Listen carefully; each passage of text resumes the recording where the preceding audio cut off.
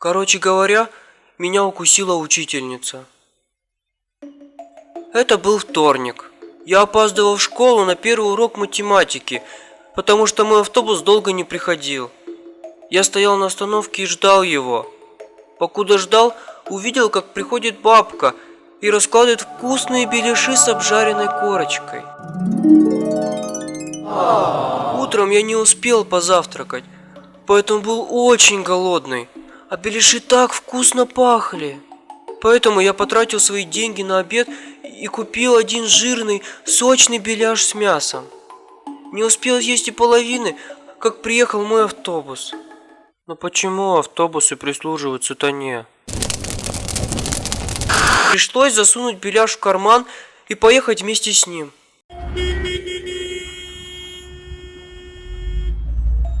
Внутри автобуса была давка, и жир с беляша запачкал мне всю рубашку, а еще пол, окна и водителя. Еле как добравшись до школы, я вошел в класс, но учительница сказала, что не пустит меня, потому что я весь грязный и испачканный. Я начал спорить, но вдруг заметил, что все вокруг стали вести себя очень странно. Некоторые принялись громко чавкать, а некоторые пускать слюни и фыркать носом. Я испугался. Вдруг учительница встала и пошла на меня. Из ее рта побежали слюни, а в глазах закрутились зебры, и она заговорила, как загипнотизированная. Беляш, беляш, беляш. Я сказал: «Мария Ивановна, успокойтесь!» Но Мария Ивановна не успокоилась. Она растопырила пальцы, прям как мой папа, когда возвращается с зоны, и побежала на меня. Я закричал, пытался отбиться, но было уже поздно. Психованная математичка укусила меня за плечо. Тогда я предпринял то единственное, что пришло мне в голову. Я крикнул: «Марья Ивановна, налоговая!» И Марья Ивановна тут же соскочила с меня и спряталась под стол, а я выбежал из класса. Укус пульсировал. Мне было очень страшно. Я помчался домой. Весь день я провел в кровати, а утром, когда проснулся, почувствовал что-то неладное. В голове моей появились странные вещи. Вроде бы люди называют их мыслями. Кроме того, у меня появилось навязчивое желание съесть свою декларацию доходов и выпить вина. Мне стало еще страшнее, чем вчера. Самое ужасное из всего этого было то, что меня потянуло на женские романы и сериалы вроде «Не родись красивой». А в школе я вдруг стал получать хорошие оценки и подтянул математику.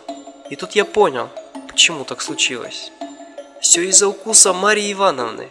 Я отыскал свою грязную рубашку в беляше и решил проверить, работает ли запах беляша на других. Я отправился в качалку.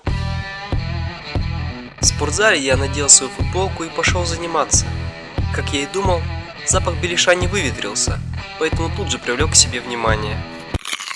Я дал укусить себя самому накачанному из качков и пошел спать.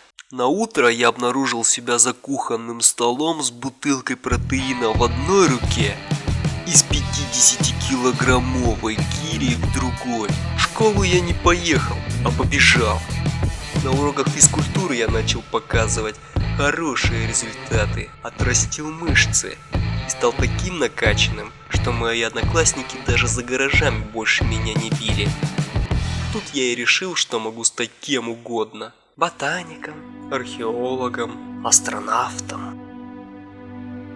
Но время шло, я проживал одну личность за другой, превращался то в слесаря, то в бизнесмена, то в поп-звезду.